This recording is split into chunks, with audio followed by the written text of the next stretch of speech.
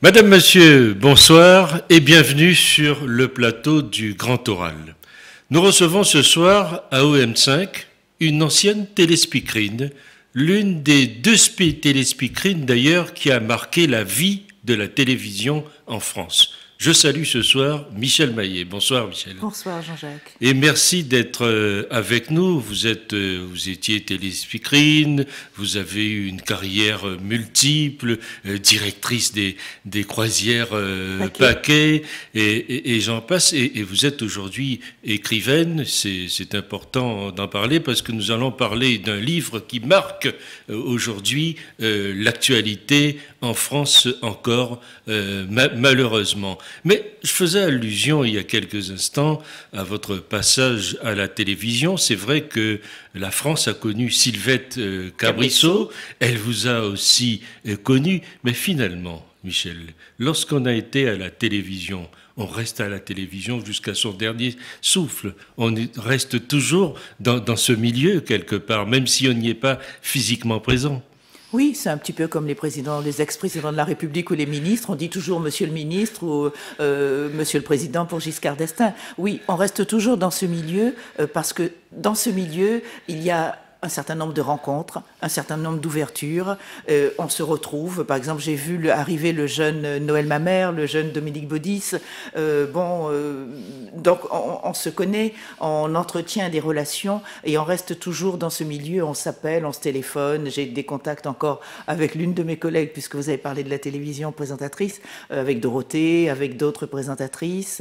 Et la preuve, lorsqu'on a fait les 50 ans de la télévision à Paris, j'étais invitée. J'ai rencontré Jean Drucker, qui malheureusement n'est plus là, est décédé.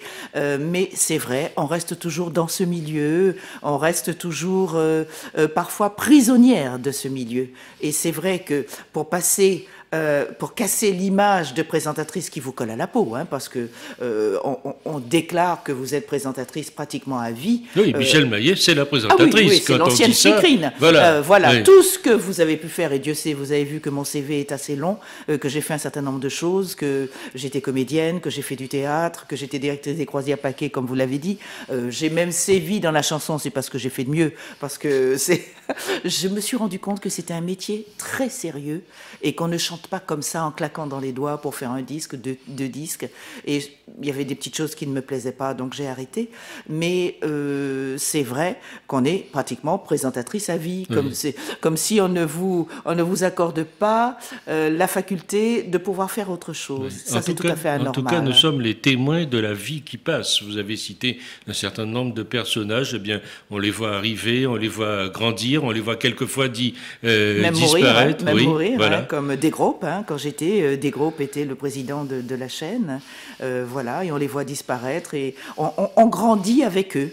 Que ce soit ici, que ce soit en Martinique d'où je suis originaire, on grandit avec les Bernard Régis, on grandit avec un certain nombre, Eddie Edouard, qui n'est plus, qui est très très discret, mais qui est toujours, toute la Martinique est toujours journaliste. Absolument, qui a marqué l'histoire de la radio, de la télévision, de l'audiovisuel en général. Mais justement, aujourd'hui, quel regard vous-même vous avez sur la télévision, sur ce milieu audiovisuel? Parce que ça a explosé depuis. Oui, le regard que j'ai sur la télévision est un regard multiple, c'est-à-dire que il y a le meilleur comme le pire, et les meilleures émissions sont malheureusement vers minuit, 1h du matin, donc elles sont très très tard, on ne peut pas les voir, je sais que j'ai été étonnée lorsque, pour mon livre, j'ai amené ce thème des Noirs déportés. Il m'a été répondu par une chaîne mais très très très très sérieuse qui fait des documentaires. Les Noirs déportés dans les camps de concentration n'intéressent personne. Nous, on ne veut pas de ce sujet, on ne veut pas de ce thème, et ça a été, parce que évidemment j'ai voulu faire un documentaire, mais ce n'était pas ma partie, je ne savais pas le faire, donc ça c'est un regard qui n'est pas positif. Je trouve que les journalistes ne fouillent pas l'info. Vous regrettez ce manque de curiosité, en l'occurrence sur ce thème-là, justement. Oui, sur ce thème. Et comment pouvez-vous me dire qu'on annonce la mort de M. Bouygues alors que M. Bouygues n'est pas mort, le PDG de TF1? C'est pas possible que l'AFP et d'autres journalistes puissent se permettre... Oui, l'AFP qui est la Bible, quand même. Hein. Franchement, arrive à voilà. Je trouve que certains journalistes, particulièrement, et je vais le dire, particulièrement dans nos îles, ne vont pas jusqu'au bout de l'information, ne fouillent pas, et oui, c'est assez superficiel. J'entends, quand je vis 6 mois ici et 6 mois en Martinique, je vois des choses qui sont étonnantes. J'entends des choses étonnantes, mais bon, il faut rien dire, faut pas toucher. On dit qu'il y a beaucoup de porte-parole, beaucoup de jacos, beaucoup de colporteurs, on va employer ce terme aussi. On le dit, voilà. Oui. Vous êtes prudente. Je suis prudente parce que, vous savez, il y a comment dire ça, une entente, une collusion. Vous vouliez dire une coalition, une collusion, ouais. C'est l'un qui tient l'autre, même s'ils ne s'aiment pas, même si on ne s'entend pas, mais on ne va pas dire des choses contre lui parce qu'on travaille dans la même maison, même si voilà, et c'est décidé ainsi, voilà. Par exemple, je reviens aux 50 ans de la télévision en Martinique. À ma grande surprise, j'ai été invitée par Pierre Lafarge. J'y suis allée, il est charmant, il m'a invitée. Je n'ai pu placer que à peine 2 mots qui étaient uniquement sur le fait que je devais être présentatrice, de comment j'ai commencé à la télévision, et je n'ai rien pu dire d'autre, alors que tous les autres parlaient de leur carrière et pouvaient dire un certain nombre de choses. Et la journaliste à qui je lui ai dit, mais écoute, je t'ai envoyé Catherine Gonier, je t'ai envoyé un certain nombre de documentaires, un certain nombre de documents, pardon, un certain nombre d'éléments. Elle m'a dit oui, mais non, il m'a été dit, voilà, donc... vous voyez. Vous avez l'impression qu'on fait barrage un peu?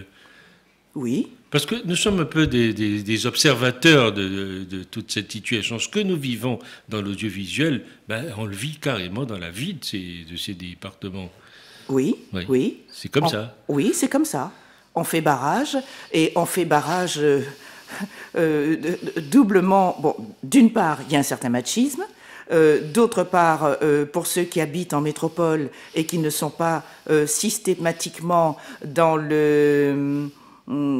l'atmosphère, dans le moule, dans l'atmosphère de je t'invite, tu m'invites, tu passes ci, tu passes ça, on n'a aucune chance. On a beau dire j'aimerais revenir, par exemple mon père était en fin de vie, ma mère aussi, je me suis battue, j'ai écrit pratiquement à tout le monde. Le seul à m'avoir répondu a été monsieur Alfred Marie-Jeanne, avec beaucoup de gentillesse, beaucoup de respect, en disant qu'il n'aime pas que l'on se moque des gens. De qui se moque-t-on? Vous voyez, or, il faut savoir que c'est quand même... C'est un peu, en agissant ainsi, pour ma part, c'est un peu une insulte pour les Antillais qui m'ont choisi à l'époque. Parce que quand je suis rentrée à la télévision, je suis rentrée par concours. C'est-à-dire, on a demandé aux Antillais, tous les soirs, il y avait une présentatrice différente, et on a demandé aux Antillais de choisir la présentatrice de télévision qu'ils désiraient. C'était formidable à cette époque-là, c'était en 73, c'était génial. Donc ils ont voté, ils ont écrit. Il y a eu par dépouillement d'huissier un certain nombre de voix pour la présentatrice qu'ils avaient choisie, en l'occurrence c'était moi, et les autres après, bon voilà. Aujourd'hui les choses sont beaucoup plus faciles, il n'y a pas tout ça. Aujourd'hui on vous accroche, comme a dit Nadia Jean-Baptiste, on vous accroche dans le truc, ah oui il y a un tel qui est malade, si tu veux viens faire de la télévision, viens, voilà. Alors bon, voilà, donc et on nous demandait d'avoir quand même le baccalauréat, d'avoir fait des études supérieures, on débarquait pas comme ça à la télévision, et je me suis rendu compte que les Antillais qui avaient choisi et qui voulaient qu'il y ait quelqu'un qui les représente, eh bien aujourd'hui, quand cette personne veut revenir travailler dans son pays, c'est impossible. C'est un peu comme dit Dany Laferrière, cet écrivain haïtien. Membre de l'Académie française. Membre de l'Académie On française. en est fier. Partir, c'est perdre sa place. Oui. Ça veut dire quoi, ça? Partir, c'est perdre sa place. Et on la donne à d'autres. On la donne à d'autres qui sont là, qui n'ont... Certains ont fait des choses, d'autres n'ont rien fait. Et certains même n'ont aucun intérêt. Certains n'ont aucun intérêt, ne connaissent absolument pas le métier. Et quand vous voulez retourner travailler chez vous, on vous dit, ah ben non, la place est prise. Et la place est prise par qui? Gros point d'interrogation. Oui, et c'est... Parce que dans tout cela, on veut peut-être aussi nous maintenir sous une espèce de chape. Parce que qui mieux que nous, finalement, connaissons notre peuple et savons très exactement ce qu'il faut lui dire, comment il faut lui parler, ce qu'il faut lui présenter. Et cela, peut-être que c'est insupportable à d'autres. C'est insupportable, mais je pense que la chance de l'Antillais, ça je regarde bien la caméra pour bien le lui dire en face, la chance de l'Antillais des Antilles, hein, ce sont les Antillais de métropole et vice-versa. Et les Antillais de métropole, ce sont les Antillais des Antilles qui leur apprennent pour qu'ils puissent comprendre ce qu'ils ne savent pas, que nous faisons vite, nous comprenons comment nous travaillons. Moi, on m'a dit « Oh, tu en fais trop, c'est très bien, tu en fais trop. » À un moment, on m'a dit « Oh, tu es trop cher, tu peux pas revenir. » On m'avait même pas demandé combien je voulais. On m'a dit « Tu es trop cher, tu peux pas revenir à la station. » Et après, on vous dit « Oh, mais non, tu présentes la manière dont tu présentes. » Je travaillais, mes interviews, je travaillais les sujets. Ah ben non, donc j'ai pu faire qu'une saison à On en parle. D'ailleurs, on n'en a pas trop parlé, mais puisqu'il ne fallait pas parler de moi, donc on n'a pas parlé de cette émission à laquelle j'ai commencé avec Yves Bussy, dans laquelle j'ai commencé avec Yves Bussy. Donc je suis très étonnée d'assister à cela. Et Nelson Mandela, à un moment, il dit l'étranger est une chance pour le monde. Et moi, je me dis que quand l'Antillais de France arrive pour reprendre un poste dans son pays, on le considère comme un étranger. Très bien, mais c'est une chance. Oui. Mais c'est une chance. Oui, il faudrait peut-être que chacun le comprenne. Michel, vous êtes aujourd'hui écrivaine. Et vous avez écrit 2 livres d'ailleurs, parce qu'on va parler de l'Étoile Noire, mais il y en a eu un autre. Oui, Bonsoir, fête de doux rêves. Voilà, Bonsoir, fête de doux rêves. Je parlais, c'est ce que je disais tous les soirs, Madame, Monsieur, bonsoir, fête de doux rêves. Oui. Alors, à l'époque où j'étais... Et vous en avez fait un livre. Sur Antenne 2, j'en ai fait un livre. J'en ai fait un livre parce que ce n'est pas banal d'être une femme de couleur, présentatrice, la seule noire à l'époque, présentatrice sur une chaîne nationale, et après Sylvette Cabrisseau, la pauvre, qui a essuyé beaucoup d'insultes et même du papier hygiénique avec des excréments à l'intérieur parce qu'elle était de couleur, ceci ne m'est pas arrivé. J'étais plutôt une agence de voyage, bon, mais il n'empêche que quand il a fallu se séparer de moi, c'était bien à cause de la couleur de ma peau, et que jusqu'à présent, il n'y a toujours pas, parce que je regardais Alexandra Sublet, qui a fait une émission sur les femmes, et qui a fait une autre émission sur le cinéma, et qui dit « Je m'étonne que dans le cinéma français, il n'y a pas de comédienne de couleur. » Alors moi, je peux vous dire que ce n'était pas présentatrice de télévision que je voulais faire. J'avais tout pour être, et je le voulais, être une comédienne. J'ai dit à mes parents, je veux travailler dans le cinéma français. Alors c'est très important ce que vous dites, parce qu'aujourd'hui où nous diffusons cette émission, eh bien c'est la journée internationale de la femme. Voilà. Donc c'est important de faire part de cette expérience. Voilà, donc je reviens sur 2 choses. Je reviens sur Alexandra Sublet, qui reçoit un certain nombre de femmes, la journée de la femme. D'abord, il n'y a pratiquement pas de femmes de couleur qu'elle reçoit, et chacune vient, parle de sa carrière, parle de ce qu'elle a fait. C'est comme si, en France, il n'y avait pas de Noirs qui réussissaient dans la visibilité. Et c'est vrai que dans un article d'une interview que Libération m'avait accordée en 1981, j'avais pu écrire, j'avais pu dire, tant qu'il n'y aura pas une visibilité des enfants noirs dans le cinéma, au théâtre et dans les publicités, on s'apprête à des jours, à des lendemains dangereux. On voit ce qui s'est passé On voit ce qui risque encore de se passer. Et je dis tout le temps qu'il faut ouvrir la porte. Dans le cinéma et le théâtre, il y a quelqu'un qui fait un travail remarquable, qui s'appelle France Zobda, qui d'ailleurs elle participe aux Journées de la Femme, voilà, et qui aide les compatriotes. Parce qu'il y a ça aussi chez nous. Quand on a réussi, on n'aide pas les autres. Mais déjà, c'est très difficile de se maintenir, parce qu'à un moment, on m'a accusé. Ah ouais, il y a la télé, qui m'y aide, qui m'y peut aider. Mais qu'est-ce qu'on peut faire quand on est présentatrice de télévision sur un siège éjectable à n'importe quel moment? Comment peut-on aider? On rentre d'abord, on a des assises, on regarde comment les choses se passent et ensuite on se présente. À l'époque, il n'y avait aucune journaliste de couleur. Et la première journaliste qui est arrivée à la télévision française est Audrey Pulvar. Elle est arrivée en 2005. En 2005, en Angleterre, Monsieur Trevor McDonald prend sa retraite. C'est toute la différence de traitement entre l'Angleterre et la France. D'ailleurs, tous les Antillais réussissent en Angleterre. Ils partent tous. J'ai des quantités d'amis qui partent en Angleterre. Et il y en a de plus en plus, et de plus en plus de jeunes Guadeloupéens, Jenny Zobel, la fille de Joseph Zobel, a fait une carrière à la BBC. Quelle est l'Antillaise qui a fait une carrière sur une chaîne nationale?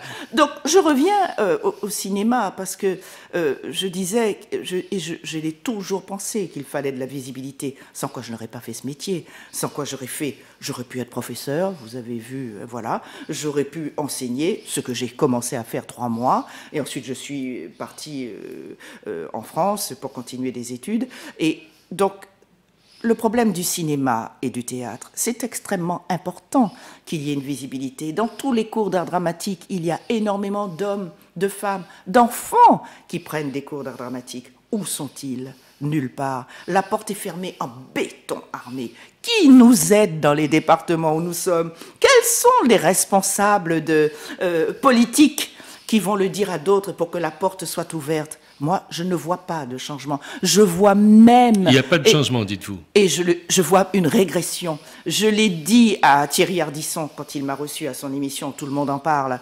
Il y a une régression. Comment pouvez-vous me dire que Cathy Rosier, la mère que vous avez reçue, oui. la mère dont la... Et dont personne n'a parlé. Personne. Et je me souviens que j'animais à l'époque un journal qu'on appelait Cancan.info, oui. Où vous êtes passé d'ailleurs. Ah, oui, reçu et nous avons été le seul à parler de la mort de Cathy Rosier, et c'est le journal du cinéma qui m'avait fourni les images. C'est ça, c'est ça. Il y a eu Henri Vigana, que je salue, ça n'a pas été facile pour lui, pour que Henri puisse proposer un sujet sur Cathy Rosier quand elle est morte. Mais Henri Vigana l'a fait. C'était RFO à l'époque, c'était pas encore France O. Il l'a fait. Mais donc, je dis qu'il y a une régression, parce que quand il y a une jeune comédienne comme Cathy Rosier, vers les années, je suppose que c'était 78, 80... Oui, qui a tourné avec Delon, qui a tourné, etc. La jeune, magnifique oui. comédienne du film avec Alain Delon, oui. De Jean-Pierre Melville, qui a fait d'autres films. Elle n'y est pas arrivée. D'autres comédiennes, on a des petits rôles, oui, j'ai eu des petits rôles, on est comédienne voix, mais quelle est la Martiniquaise qui a gravi les marches de Cannes? Citez-moi une, il n'y en a pas. Et on se fait doubler par les jeunes femmes africaines. On se fait doubler parce qu'il y a des comédiennes africaines qui, elles, gravitent, Aïssa Maïga et d'autres, qui restent sur place. Elles osent, elles n'ont pas froid aux yeux. Elles n'ont pas froid aux yeux, oui. et elles sont nées en France, elles travaillent, elles restent africaines, mais elles se battent pour un certain nombre, pour une certaine réussite. Nous, dès qu'on a un petit souci, clac, on laisse tout tomber, on part vivre en Martinique. Il ne faut pas faire cela. Il faut continuer à se battre sur la métropole pour pouvoir y arriver. Moi, je peux vous dire, ma vie est un combat. Je n'ai jamais arrêté. Oui, Dieu sait si les gens laissent parler les gens, hein, comme dit une célèbre émission qui passe sur la radio, une radio que vous connaissez, qui vous est chère, Tropique FM. Voilà. Donc, je dis qu'il y a une régression. Il y a une régression au niveau du cinéma. Bon, il y a quand même... Sur les 450 producteurs en France de télévision, il y a 2 Antillais qui tirent l'épingle du jeu, France Zobda et Jean-Loup Montieu. qui arrive à nous donner Paradis amer sur Mayotte, qui arrive à nous donner Toussaint l'ouverture, qui arrive à nous donner un certain nombre de séries télé. C'est beaucoup de travail, c'est beaucoup de sacrifices. Et il faut le dire, et même si on n'aime pas, eh bien, on ne critique pas. Or, je trouve que on entend sur les uns et les autres, de toutes les manières, dès qu'on fait, dès qu'on agit, hein, on est critiqué. Mais quand on sait la difficulté qu'il y a à imposer un sujet, il y a un comité qui dit non, tu devrais pas mettre ça parce que c'est trop, tu comprends, c'est trop contre la France, ou c'est trop nègre, ou c'est trop gênant. Les gens qui vont voir ça, ils vont sortir enragés du film, voilà. Donc, vous voyez, donc quand on présente l'Étoile Noire, mon livre, on dit oui, ça nous cause un problème d'éthique de dire oui, il y a eu des Noirs déportés, mais oui, c'est un problème d'éthique. Alors justement, parlons-en, parce que cette Étoile Noire, dont la première... plusieurs vies. Oui, c'est ce que j'allais dire. Elle est parue il y a 20 ans à peu près. À peu près il y a 20 ans. Elle est à sa 5e vie. Et puis là, il y a un événement mondial qui s'est déroulé cette semaine. C'est son passage en e-book. Et on a eu récemment votre éditeur à New York qui était ravi de cette publication et qui peut-être prépare avec France Zobda, dont vous avez parlé tout à l'heure, peut-être la possibilité, je dis qu'il y a peut-être une possibilité de mettre cela en image. Oui, en image cinématographique, mais oui. Je pense que maintenant j'ai appris à être silencieuse, voilà. Avant que le projet ne sorte, avant que les choses ne sortent. C'est la sagesse, c'est la sagesse que de le dire. Mais venons à ce livre qui est absolument fondamental, parce que 20 ans après, des gens continuent de dire mais ça a existé, mais on découvre avec ce livre. Racontez-nous l'histoire de l'Étoile Noire et comment tout cela a démarré. En fait, ce livre ne meurt pas. Il est à sa 5e vie. Après avoir été édité par François Bourin, il a été racheté par les éditions Julliard, après par XO et par France Loisirs. Et maintenant, il est en e-book, c'est-à-dire que nous avons fait une promotion du livre à 1 € juste une journée avant-hier. Et maintenant, il est revenu à un prix normal sur Amazon.fr. En fait, ce livre a une réelle vie, une réelle histoire. Je rentre chez moi un soir, il est 3h du matin, et il y a en bas de mon immeuble un groupe de jeunes néo-nazis que j'identifie à leur manière, à leur habit et surtout au crâne rasé. C'était après les événements de Carpentras, et je me dis... ça sent mauvais, ils étaient ivres, et je me dis, comment vais-je faire pour me sortir de là sans être agressé ? Je savais qu'il y avait un escalier interne, qu'il y avait quelque chose d'interne que eux, où ils étaient, ils ne pouvaient pas voir. Bon, ils m'ont insulté, bien sûr, ils m'ont traité de sale négresse et tout. Et j'ai eu le temps de monter, d'arriver chez moi, j'étais au 5e étage, d'ouvrir ma porte, de la refermer et de tomber à la renverse en me disant, mais qu'est-ce que c'est que ça ? Et qu'est-ce que c'est ces hommes qui auraient pu, à n'importe quel moment, vraiment être d'une agressivité totale. Et à ce moment-là, c'est vrai que j'ai la foi, je suis chrétienne, j'ai rendu grâce à Dieu parce que j'étais vivante, parce que rien ne m'était arrivé. Et à ce moment-là, j'ai dit, mais qu'est-ce que c'est que toute cette haine, le nazisme, et je suis de couleur, et une idée fulgurante. Et si il y avait eu des Noirs déportés dans des camps de concentration, puisque la haine perdure, donc, et je suis noire, s'il y avait eu des Noirs déportés, et que l'histoire n'avait pas retenu leur présence, de la même manière que l'histoire ne nous retient pas, ni au théâtre, ni au cinéma, ni dans rien, et qu'il y a très très peu de gens qui réussissent, et très peu de gens dont on parle, dont on revient pour parler régulièrement. Et je me dis, il faut que tu travailles là-dessus. Il faut que tu caches ton image éternelle également de présentatrice de télévision, mais ça, il faut que je fasse avec. Hein. Donc, on n'y échappe pas. On n'y échappe pas. Hein. Donc, je me dis, tu vas t'atteler à ce sujet. Tu vas travailler, tu vas écrire, tu vas changer d'image, tu vas être auteur, tu vas être écrivain, et tu vas écrire sur un sujet difficile, ardu. Tu vas d'abord chercher s'il y a des Noirs, des femmes, des enfants. Et parce que c'est ça, on ne peut pas écrire. Donc, quand c'est arrivé, on était vers 85. Le livre est sorti en 1990.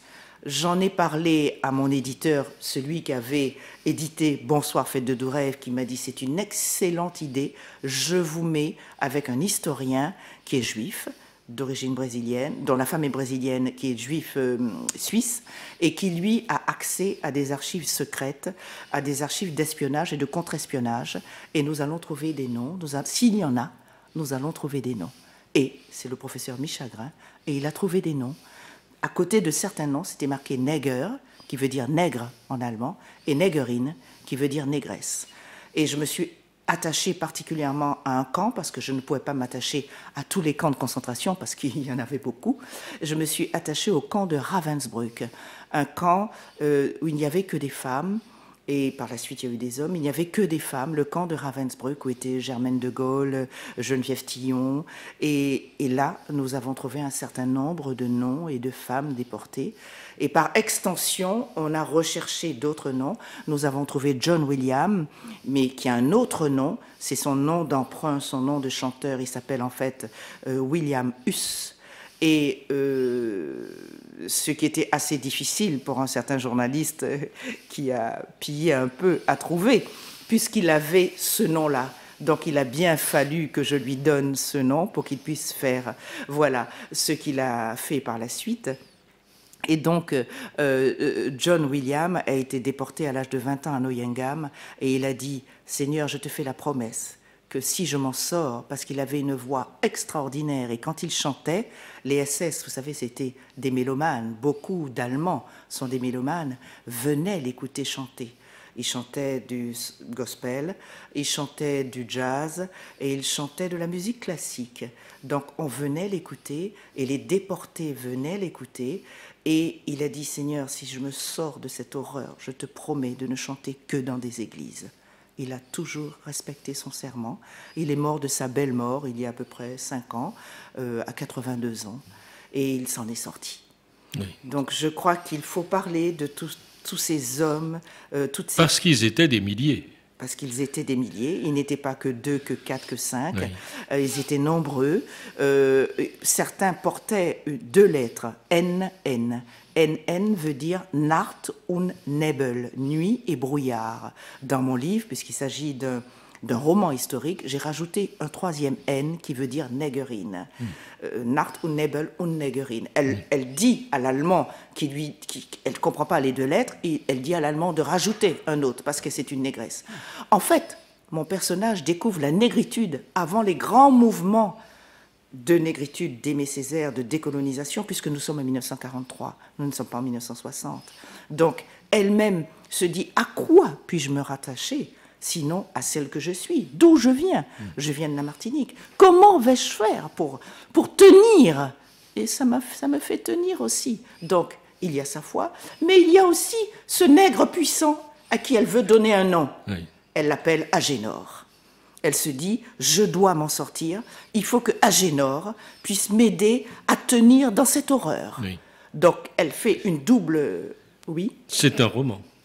C'est un roman. Et c'est important parce que ce roman, finalement, est une réalité. La preuve, c'est que ce livre a été préfacé, et quelle préface, je crois 5-6 pages, par Simone Veil, présidente du mémorial de la Shoah. Consistoire du mémorial de la Shoah. Voilà, et ce qu'elle dit est absolument sidérant.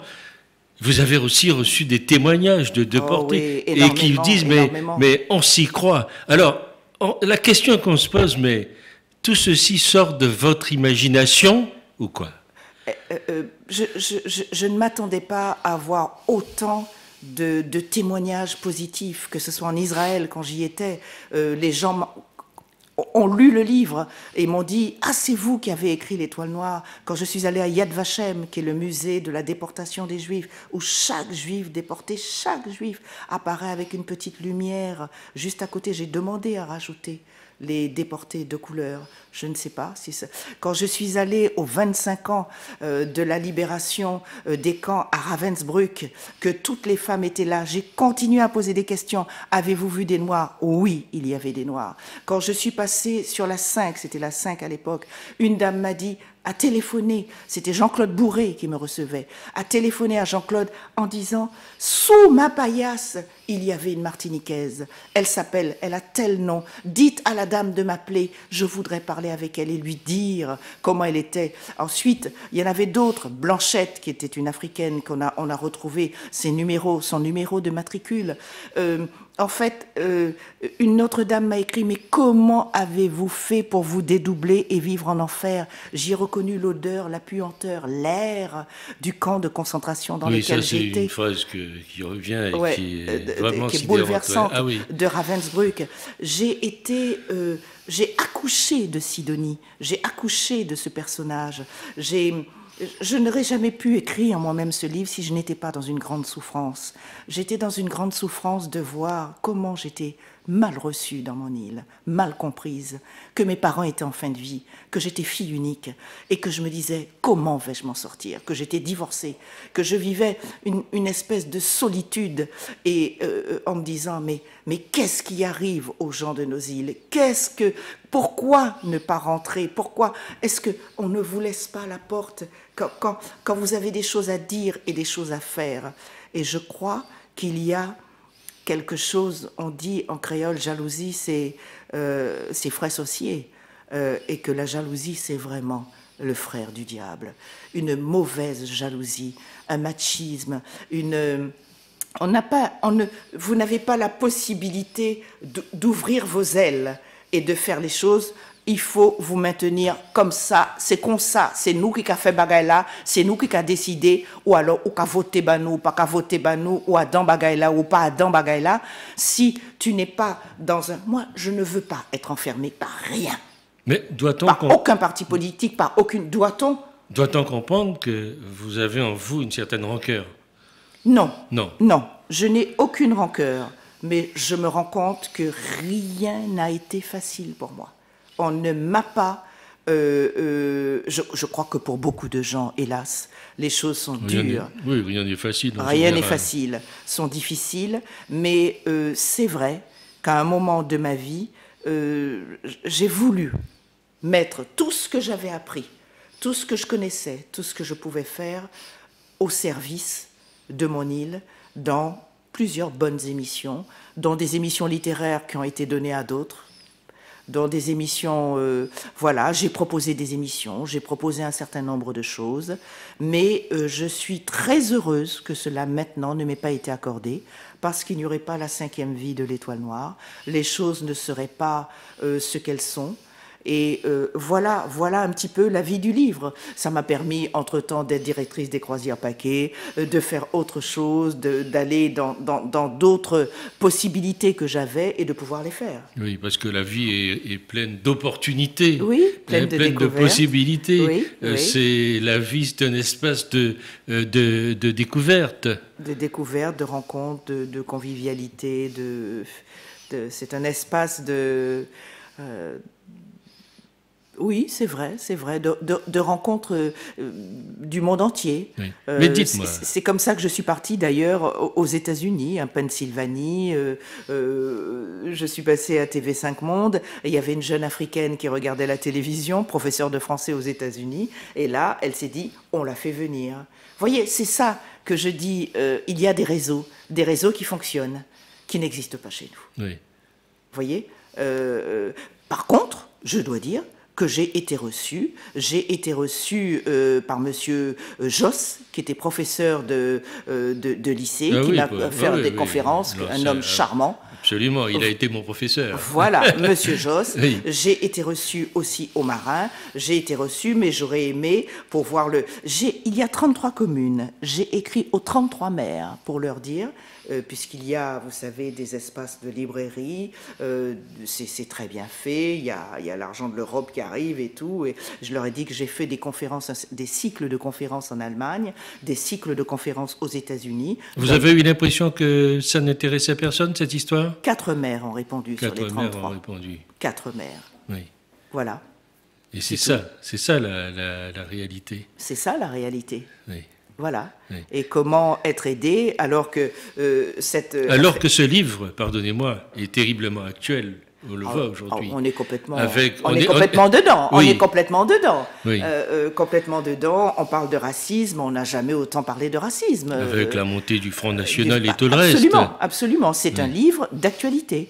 C'est un livre, je dirais pas qui m'a été donné par l'Esprit Saint, mais je le pense très fortement. Je ne m'attendais pas du tout à ce qu'il ait cette longévité, qu'il ait ce succès, tomber dans une actualité brûlante à l'heure actuelle. D'ailleurs, je vais reprendre mes contacts en télé, je vais écrire un petit peu à tout le monde pour des émissions télé, parce qu'il est d'actualité. Et il faut qu'il y ait plusieurs personnes qui viennent parler, différentes, dans différents domaines, qui viennent parler de ce qu'elles vivent et du racisme à tout niveau. Moi, je ne m'attendais pas, vous savez, je suis fille unique du couple de mes parents, plutôt gâtée, plutôt aimée. Je ne m'attendais pas à devoir mener de tels combats. Et je le fais. Alors, c'est ça le paradoxe. Je le fais pour quoi? Je le fais pour nos îles, je le fais pour les enfants de demain, je le fais pour ceux qui auraient envie de se lancer dans un métier de visibilité, et pour ceux aussi qui sont derrière pour permettre à ceux de rendre certains visibles. Mais il faut que les choses bougent. Il faut casser ce mur de béton. Il faut, et je l'ai toujours dit, je vous dis depuis 81, il faut mettre des gens en place, à des postes en place, à des postes de visibilité, et des gens qui ont du talent, mais la Martinique, la Guadeloupe, la Guyane, la Polynésie, la Réunion regorgent de talent. Mais il faut ouvrir les portes. Il faut ouvrir les portes, sans quoi, je le dis, ils vont casser la baraque. Et ils ont cassé la baraque, d'ailleurs. D'où la préface de Simone Veil en 2005 qui parlait des événements qu'il y avait eu en France. Ils avaient déjà cassé la baraque et ça va continuer. Bon, et il y a tout le problème des banlieues ici, il y a tout... on ne s'est pas occupé de ces îlots de pauvreté. Il y a des îlots de pauvreté dans toute l'Europe. Alors, que va-t-il se passer?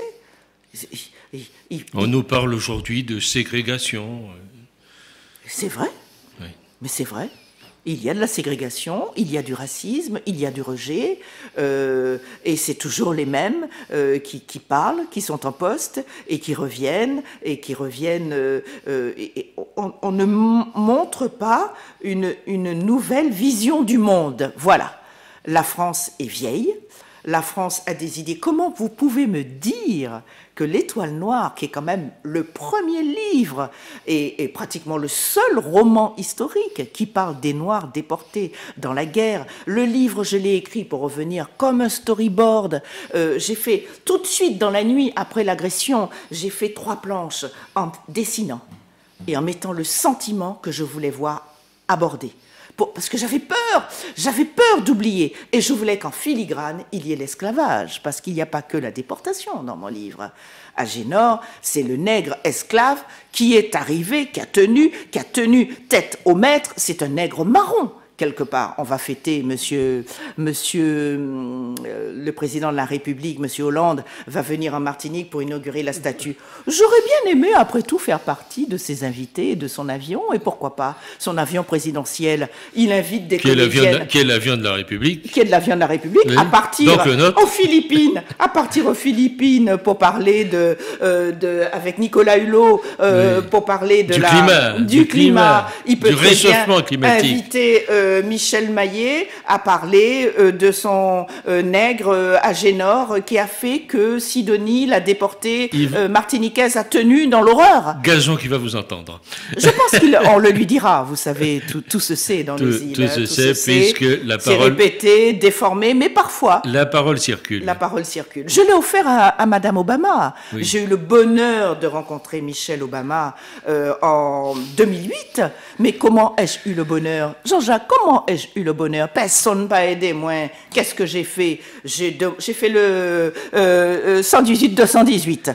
Bonjour, j'aimerais avoir le numéro de téléphone du palais de l'Élysée, parce que je ne l'avais pas. Comment faire? Oui. Il faut du culot aussi quand on est antillaise. C'est ça que je disais tout à l'heure, les Africaines, vous le disiez, elles osent. Elles osent, elles ont du culot et elles montent au créneau. Oui. Elles ne restent pas là, ouais, voilà, il faut faire. Non, elles osent. Et alors je me suis dit, je veux rencontrer Madame Obama. Michel, donne-toi les moyens. J'ai fait le 118-218, on m'a passé le palais de l'Élysée, au palais de l'Élysée. Donc Michel va rencontrer Michel. C'est ce qu'ils ont titré. France Antilles, d'ailleurs, m'a fait Monsieur Rabatali. Voilà, Rudy Rabatali. Bonjour, il m'a fait un très très bel article, je le remercie. C'est tellement rare que merci beaucoup. Et Rudy Rabatali a fait un article, mais il ne sait pas les dessous. Et alors, j'ai dit, je me suis présentée. Je lui dis, je voudrais le secrétariat de l'Élysée chargé des invitations auprès du couple Obama qui arrive en 2008 pour le D-Day. Ah oui, madame, qui êtes-vous? Alors là, je me présente, je suis Michel Maillet, je suis l'auteur de l'Étoile Noire. Je sais que monsieur Obama est allé récemment visiter un camp de concentration. J'aimerais offrir, je pense, et attendez, la petite phrase qui a retenu l'attention, je pense qu'il y aura pratiquement aucune femme de couleur d'invitée. Je pense que Madame Obama serait contente de voir parmi le parterre d'invités, il y avait 4500 invités, une femme de couleur. Oui. Il n'y avait que 3 femmes de couleur et à peu près 5 hommes de couleur. Est-ce normal, Jean-Jacques? Est-ce normal? Ce n'est pas bien. On fait le D-Day. Alors, il n'y a pas eu des médaillés, il n'y a pas eu des gens qui ont fait la guerre, il n'y a pas eu des résistants, il n'y a pas des hommes politiques qui se battent, il n'y a pas des personnes pour... Il n'y avait personne. Et donc, la dame m'a dit, attendez, madame, on vous rappellera. Je suppose qu'elle a dû faire une petite enquête sur moi. Et 2 jours, parce qu'on ne peut pas inviter, c'était tellement surveillé. Il y avait premier barrage, deuxième barrage, troisième barrage. Et j'ouvre la porte de mon train, je tombe sur Tom Hanks, d'ailleurs, vous verrez. Et alors, qui a fait la campagne, d'Obama, hein, Tom Hanks, hein, c'est le comédien de La Ligne Verte et tout le reste. Et alors, là, 2 jours après, bonjour, je suis Janine, secrétaire privé du président qui fait les invitations. Madame, quelle est votre adresse, votre numéro de téléphone? Nous allons vous envoyer par porteur spécial une invitation. Et c'est ainsi que j'étais dans un wagon d'honneur, que je suis montée à la gare Saint-Lazare avec la garde républicaine qui trompette et tu voyais qui chantait, et je suis montée invitée. Il y avait des Antillais qui faisaient des « Ah, Michel Maillet, tu es là !» Ils faisaient des photos, et c'est ainsi que j'ai été invitée. Mais j'ai été invitée à la force de mon poignet. Et quand je suis arrivée, quand j'ai vu toutes ces chaises, tout le parterre de chaises, je me suis dit, comment vais-je faire pour être tout près de Madame Obama? Parce qu'il va falloir, mon livre était là, sur moi, celui-là, il était là, et je me dis, comment vais-je faire pour que Madame Obama l'ait en main propre? Je me suis dit, ah, mon pacaille était derrière. Ah, quand je verrai les huiles, faufile-toi au milieu des huiles. Et j'ai vu arriver toute une délégation de ministres, de présidents. Je me suis mise au milieu. Et vous voilà devenu huile vous-même. Et j'étais au 4e, au 4e rang. Oui. Et à un moment, j'entends... Monsieur Obama va parler avec un certain nombre de présidents. Il y avait le prince Charles d'Angleterre, il y avait le président du Canada, enfin un certain nombre de grands de ce monde. Et Madame Obama va s'entretenir avec les vétérans. Quand j'ai vu Madame Obama se lever, je me suis levée, j'ai enjambé les sièges et je lui ai tendu le livre. C'est ça aussi le culot. Je lui ai expliqué en anglais de quoi il s'agissait. Et je lui ai dit que j'étais une petite fille d'Aimé Césaire, quelque part. Oh, son visage s'est illuminé. Elle m'a dit, oh yes, Aimé Césaire. Et je lui ai dit en anglais, do you accept my book? It's talking about people during the black people during the Second World War.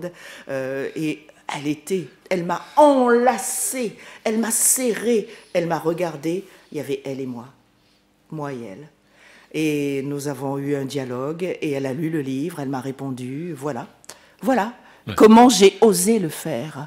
Parce que, comme je sais que rien ne m'est donné, je vais à la force de mon poignet, je vais les chercher, c'est comme ça que cela s'est passé. Je suis assez contente. Je vous ai envoyé des images. D'ailleurs, j'espère que vous mettrez ces images dans votre reportage. Eh bien, merci Michel Maillet d'avoir été avec nous. Il me reste à vous demander, mais votre devenir maintenant? Ah, mon devenir maintenant, c'est de cultiver mes orchidées dans ma petite maison à Lens-Salane, de me baigner, de nager, de recevoir des amis, et puis de me sentir, comment vous dire, de plus en plus proche de mon pays, de mon île, parce qu'en fait, papa me disait tout le temps, n'oublie pas Michel, tu es une Martiniquaise. Et je suis contente d'être une Martiniquaise. Et c'est une Martiniquaise qui va vous lire en conclusion ce qu'elle a à vous lire, qui est une phrase du discours d'investiture de Nelson Mandela. C'est pour cela aussi que je fais cela. Nelson Mandela, extrait du discours d'investiture à la présidence en 1994. Cette phrase me porte, Jean-Jacques. Notre peur, je recommence, notre peur la plus profonde n'est pas que nous ne soyons pas à la hauteur. Notre peur la plus profonde est que nous sommes puissants au-delà de toute limite. C'est notre propre lumière et non pas notre obscurité qui nous effraie le plus. Nous nous posons la question, qui suis-je, moi, pour ne pas être brillant, radieux, talentueux et merveilleux? En fait, qui êtes-vous pour ne pas l'être? Vous êtes un enfant de Dieu. Nous restreindre, vivre petit, ne rend pas service au monde. L'illumination n'est pas de nous retrécir pour éviter d'insécuriser les autres. Nous sommes nés pour rendre manifeste la gloire de Dieu qui est en nous. Elle ne se trouve pas seulement chez quelques élus. Elle est en chacun de nous. Et en laissant briller notre propre lumière, nous donnons inconsciemment aux autres la permission de faire de même. En nous libérant de notre propre peur, notre présence libère automatiquement les autres. Merci Michel Maillet d'avoir été avec nous. Tout est dit, il n'y a rien à rajouter. Bonne soirée à tous.